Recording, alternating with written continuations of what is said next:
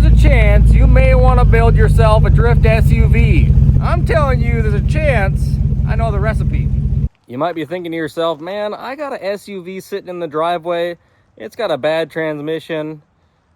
I just want to throw a manual trans in this thing and go have some fun. This is basically what happened with this. In this video, I'm going to go over everything that I did to my Denali to make it drift, and you might be surprised how easy it is.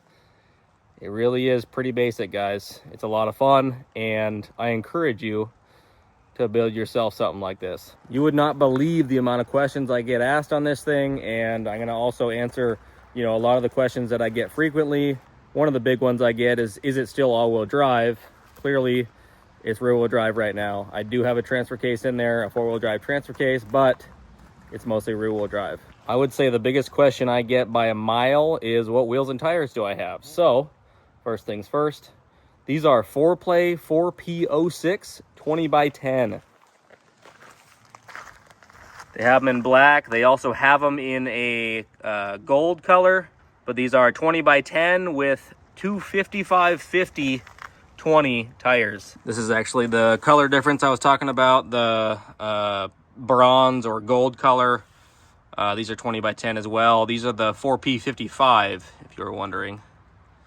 Very similar, but they have this outer ring there.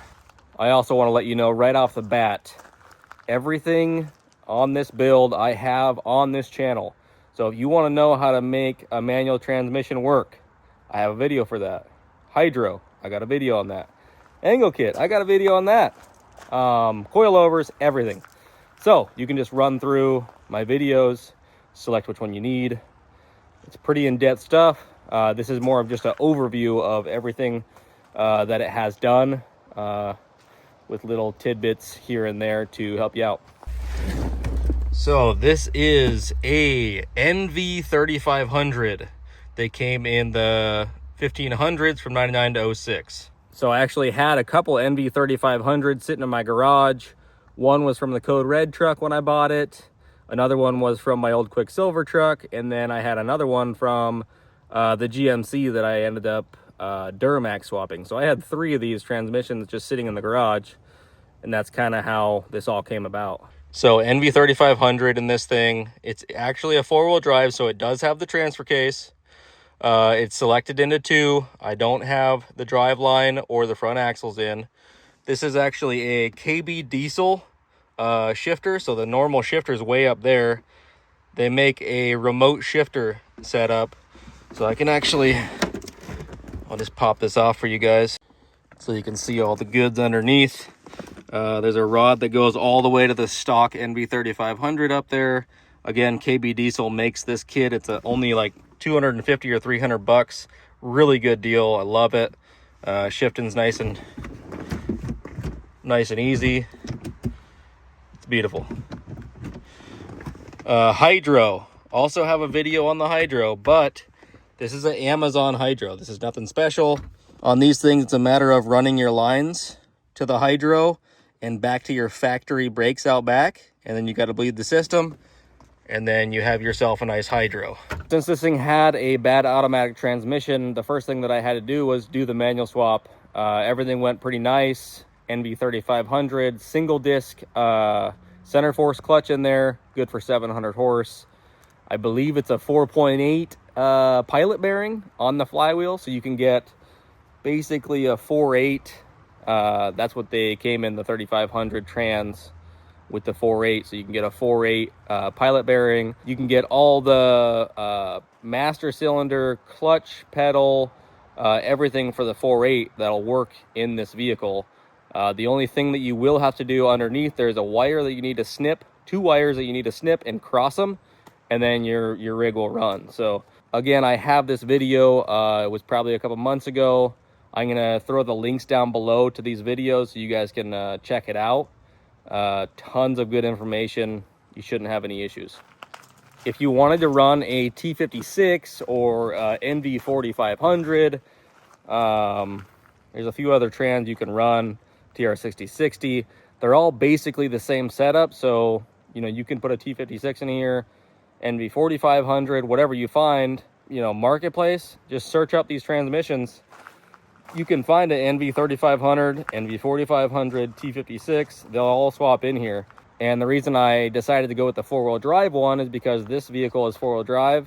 So I figured the transfer case, you know, on these, they have a transfer case. So I thought the drive lines would work good, you know, as far as the length. And they ended up working really close. I believe I did have to get a different drive line for the rear. It was just a little bit too long, the factory one. I actually luckily had a drive line that was 1 inch shorter. So I know GM did make the right size one. You're gonna have to figure that out, which vehicle to pull it off at the junkyard or whatever. If you run a two-wheel drive NV3500, it's gonna be way shorter because it doesn't have the transfer case. So you're gonna need a longer drive line. Again, I think GM probably made that size too because they made a lot of different drive lines. But that's going to be kind of your biggest hurdle. Also, another reason why I went with the four-wheel drive NV3500 is the transmission mount is the same for the automatic and the four-wheel drive NV3500. For the two-wheel drive NV3500, it is offset a little bit. You're going to have to do some fab work to make that happen.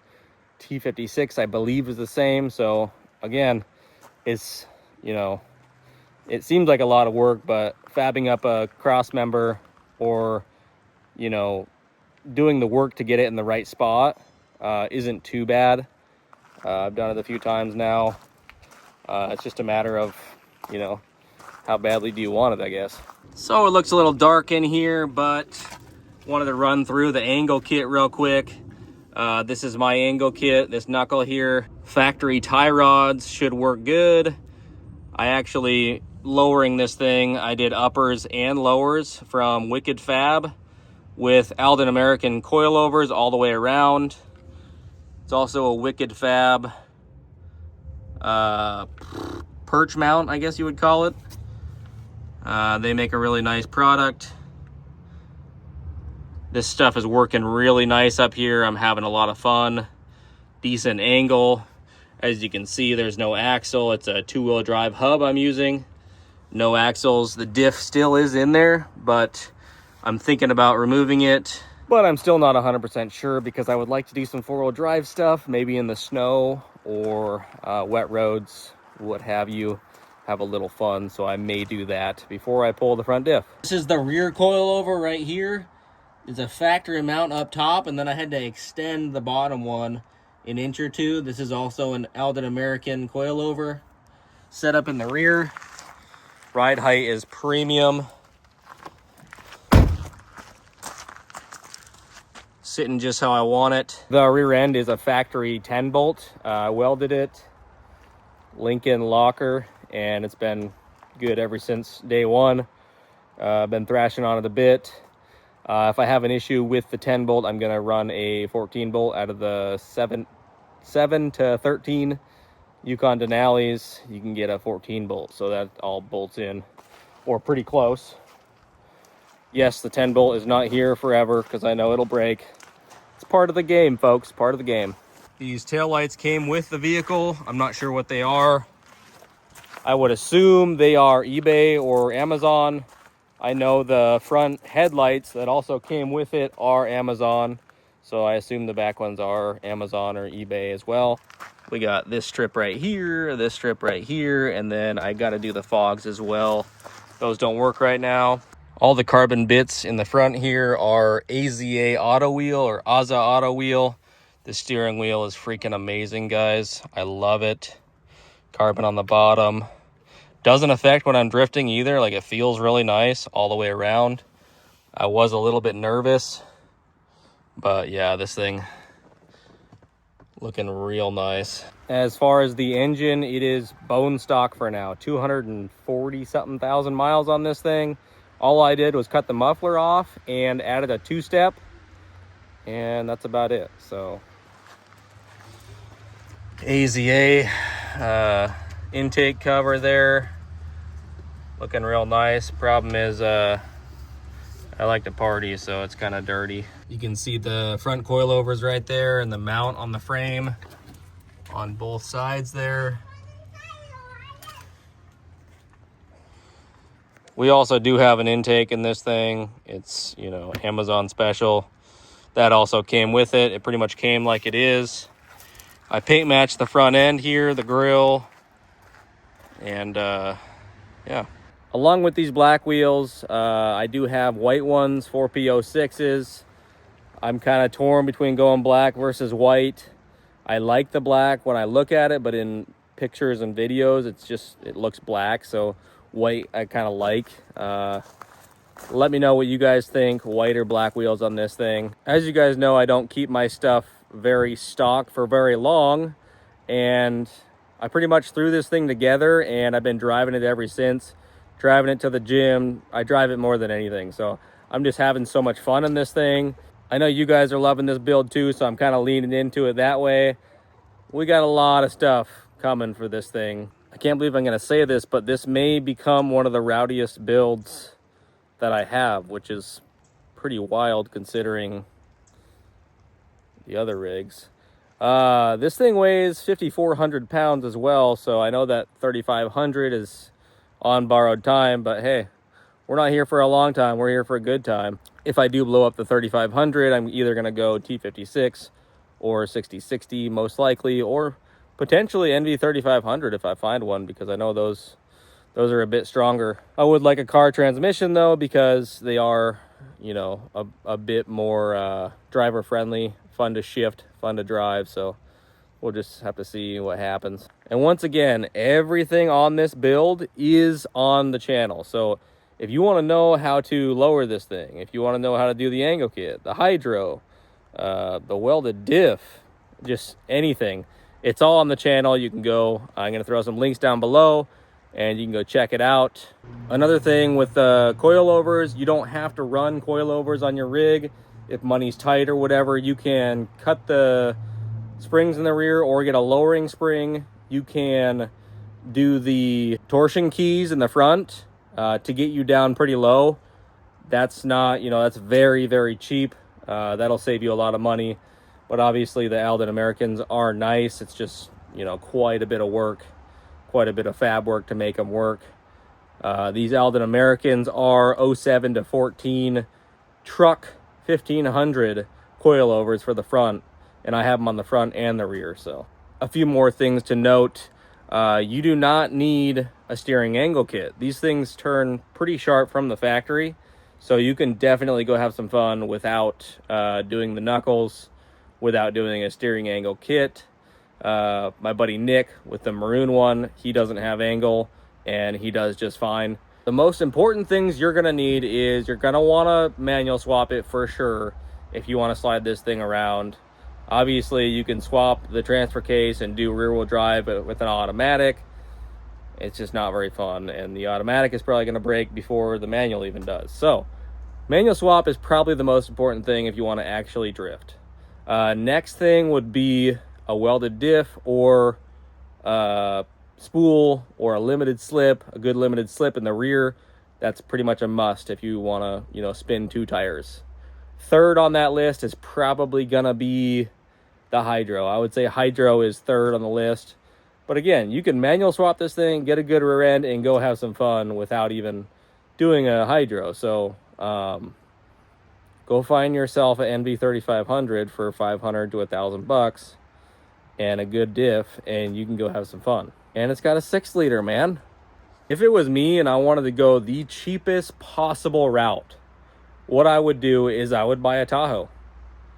I'd buy the cheapest Tahoe I could find with a bad transmission, do a 5-speed manual swap, and go have some fun, because I mean, you could be into something under $1,000 with some labor, you know. That's what I would do to get the cheapest possible scenario.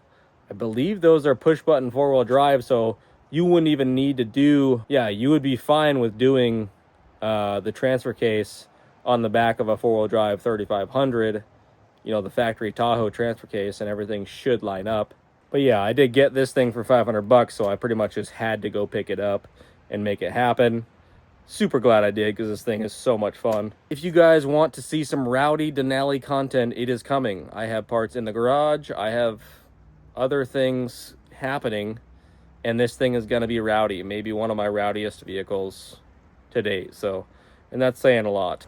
And if you're not big into the drift scene, you can literally swap a manual into this and run the all-wheel drive transfer case and have, you know, all-wheel drive all the time, which is really cool. I just think manual transmissions in a SUV is just insanely cool. So maybe I'm like the minority, but it's just a lot of fun. My big thing is I want to have the most fun possible for the cheapest price. So if you want to have a lot of fun for the cheapest price, this is probably your best bet, because there's like so many SUVs out there, Tahoes, Yukons, Denali's, that have bad transmissions, and it's like perfect for a manual swap. So go look on your marketplace, go check it out, see what you can find, and hopefully this kind of gives you a nice nudge to make it happen.